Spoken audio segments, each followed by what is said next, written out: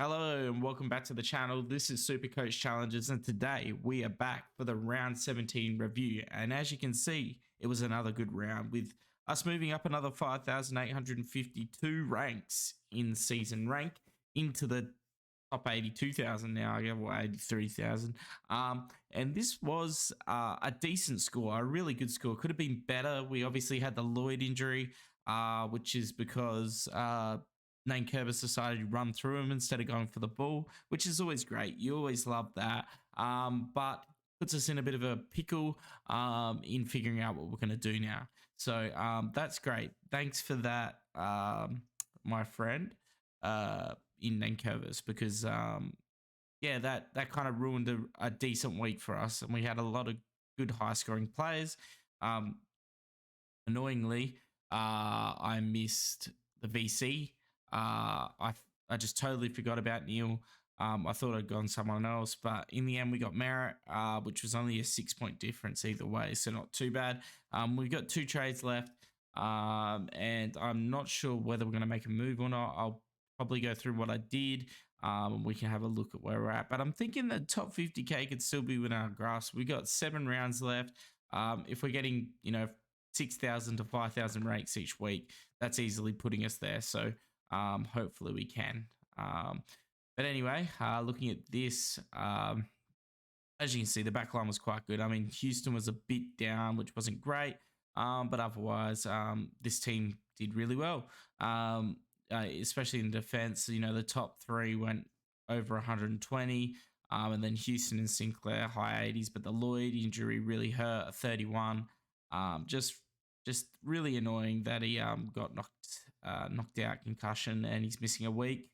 So that's going to be an interesting hold for us. I could probably cover it through the midfielder, but yeah, a bit annoying because we're kind of having to cover with Kessa. I guess we could make the change. It's an interesting one now because apparently still looks really, really good. And as you can see from his score, he did really, really good. So you can see Bond just played as Bond did. Merrett 136. This could have been a lot higher. Kind of dropped off in that last quarter. Lockie Neale 142. Just some really big guys coming through. Laird just had an incredible last half. He was on 40 at halftime and ended up on 117. Libba had a down game, but that was due to come. Brayshaw was actually a lot better than what Sarong was, so that was nice. Day had a 107. Going to be interesting to see how he is affected by Sicily. But maybe we get Sicily. Maybe that's what we do. I don't know. 2 trades is a nice position to be in, but yeah, just like the team itself, kind of in a bit of a interesting position. I mean, we got quite a bit we could maybe do. I mean, getting Sicily would kind of mean that we could maybe push around a few players. It'd be nice to have a little bit more money. Being able to upgrade someone on the bench would be nice. I mean, what could we get? We could get 490k through Windhager, which would get us. Yeah, I'm not sure. There's not too much at 490k, I don't think, but I'll have a look anyway. Wits and Darcy both bouncing back. That was great. We loved that. Both big scores. And hopefully can continue along the way. And then the forward line was probably the least impressive here. Gordon, the 143 was nice. I was kind of thinking about VCing him on the opening of the round. Just seemed like a game where he could get ahead and score really well, and he did. But left it at that. I mean, if you went Neale, you'd be pretty happy. I lost 1 point or 2 points, so not too bad. Toronto had another down game, and Rosie also didn't play his greatest. And Keys, Cameron, and Sheasel were also a bit average to round out. I think Keys, it's a bit hard on him because that second quarter he was just stuck in the forward line. The Crows couldn't get it there, which didn't help him. I think they should run him through the midfield a bit more. They're putting Sloan in there a lot. I just think Sloan's good. Like, nothing wrong with him. He's 250, so he's probably going to get more in there anyway. But put him out to that wing. Get him maybe as like an outside runner. Keep his body a little bit more out of the contested possession, especially because he's older now. Let Keys go to work because when Keys was in there, they did be a bit better against the Bombers. But the Bombers were extremely good and just ran them. There was just never gave them a chance really. So we had a nice emergency on the bench. Windhager probably would have been better than Sheasel at the end. We've got Ford as well, but he's losing money. Windhager could be an upgrade. We look at maybe next week instead. So I mean, there's not much to talk about from trade perspective. There was news coming out tonight that Sarong has been banned for one game, so that's not good for anyone who has him. Looks like you're going to be having to look at covering him. I guess for this team, it's kind of discussing what we can do as far as covers go for trading. I'm kind of interested in trading Lloyd, to be honest. This has kind of just been a real shit trade, to be honest. Yeah, if I could go back, Luke Ryan would have been better. Doherty would have been better. There's a lot that would have been better. Yeah, I don't know why I went Lloyd. I just think about it, and I just feel like Blakey in that should have just been a pretty good idea. Given a pretty good idea that he was going to score well. Yeah, in his defense in this, Lloyd was actually scoring quite well, I believe. So, can't really blame him for everything, but at the same time, probably should have looked a little bit harder that. So if we trade Lloyd, what can we do? We can pretty much get any position, which is nice. So Luke Ryan had that big 160. Still not really on that. I'd probably rather move Day here and then go for a mid. Dunkley was injured last week. Can we get him? Yes, we can get him. 692 wouldn't be too bad. We could go Butters, who's going on an 81, so not the greatest.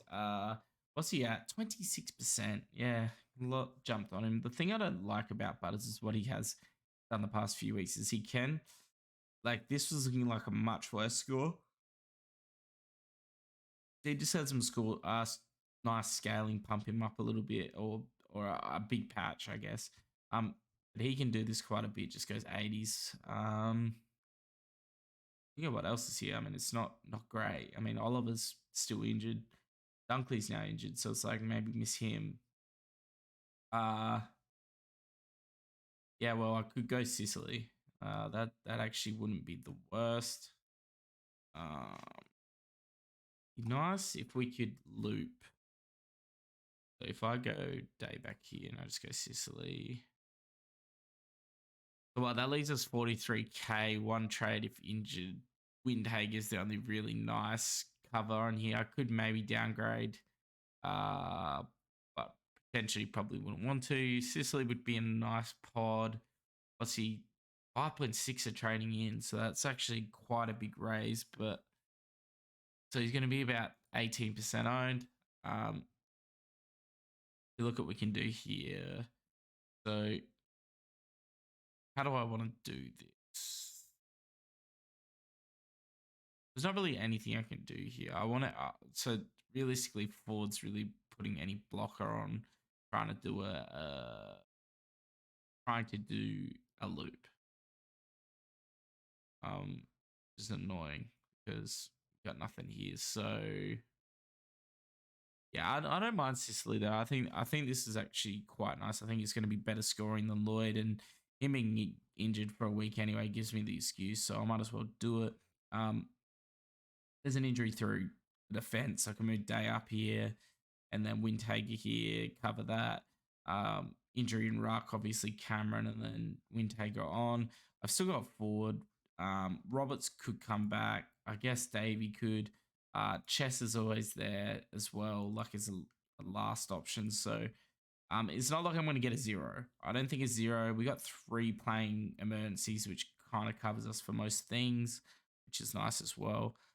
So what was our trades? Oh, actually, we'll go through the 3-2-1. So it's not going to be the guys you think it will be. It'd be a little bit different. So the 3 this week is going to Jack Steele. The Man of Steel is back, and a nice 140 was very good for him to bring up, and looking fit again is nice as well. Darcy gets the 2 vote and Wits gets the 1 vote. Looking at Wits' run, he's got Marshall, so that's a bit of a hard matchup, and then Briggs, and then Omac. That's kind of a pretty hard run, and then Riley O'Brien, and these 3 have been scored quite highly on. So interesting to see what he'll be able to do for the end of the year. Sorry about that. A little bit tired for some reason, but anyway, yeah, really happy with how the team's kind of shaped out. Now, let's have a look at the history. So what did I end up doing last week? Trade history. I went 5 out, Houston in. So if I could probably take that back, I would have gone Lloyd, Houston, and then I don't know what I would have done, but 5's out anyway, so it doesn't really matter. But those, I mean, that's a nice 3 last upgrade, so you couldn't be happier with that. Obviously, like guys like Ashcroft really were quite good last week. It's quite crazy how well he has scored playing at the Gabba. He went at 148 and it's shades of Dacos all over again.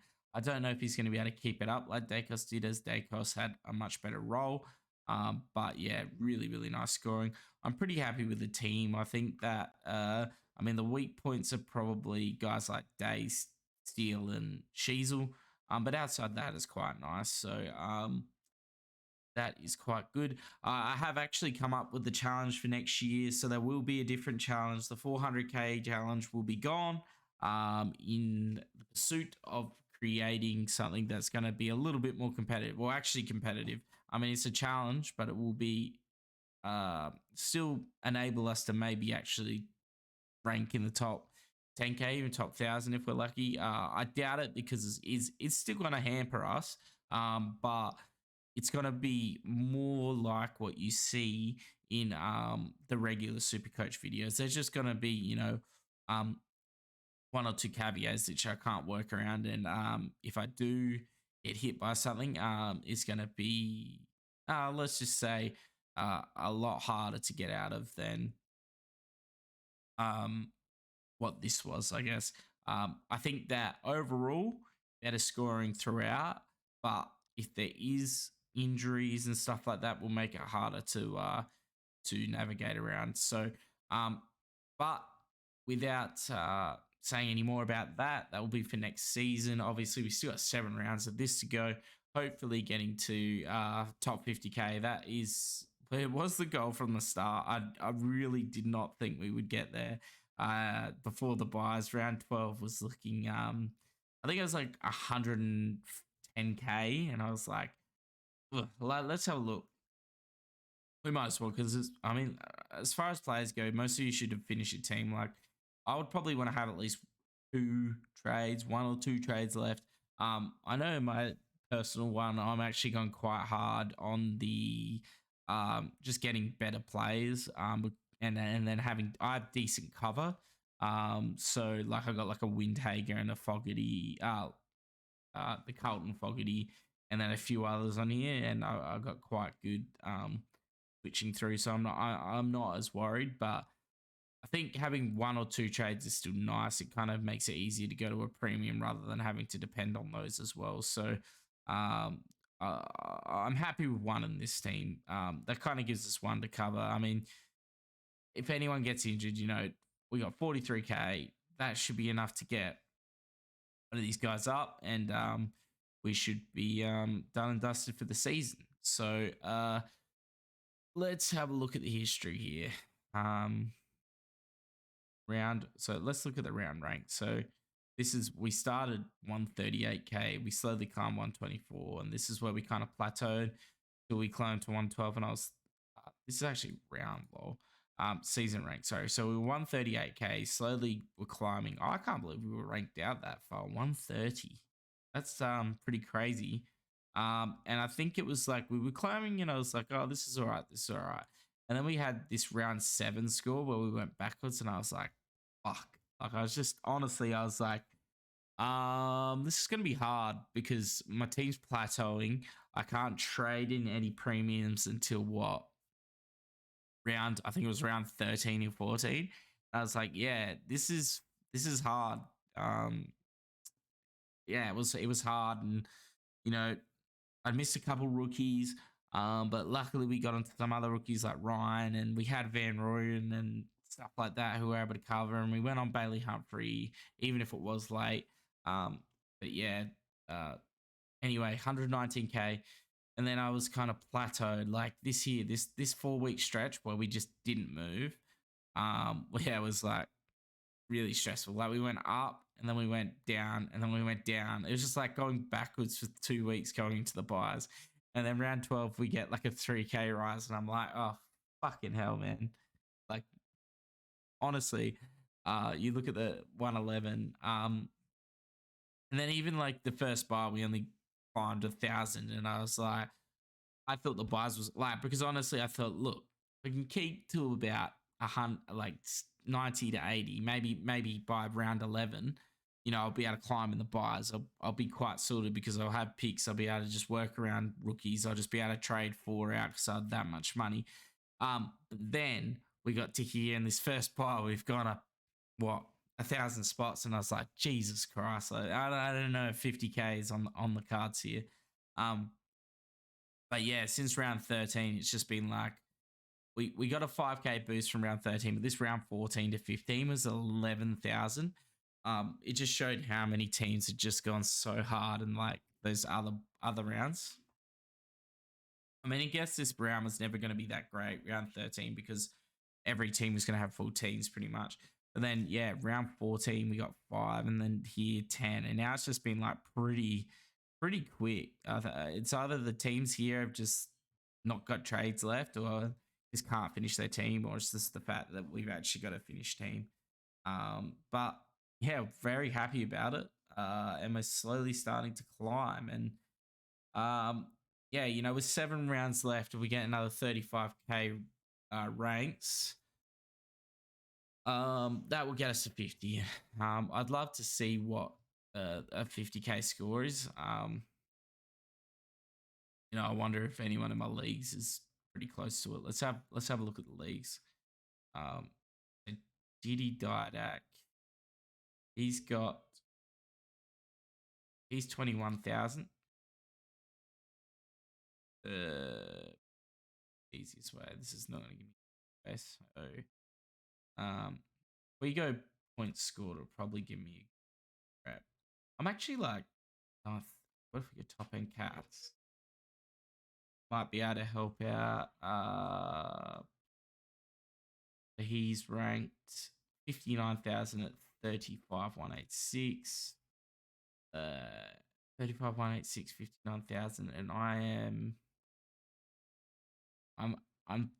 1,000 points behind that. So yeah, I don't think the rank's going to be as quick now.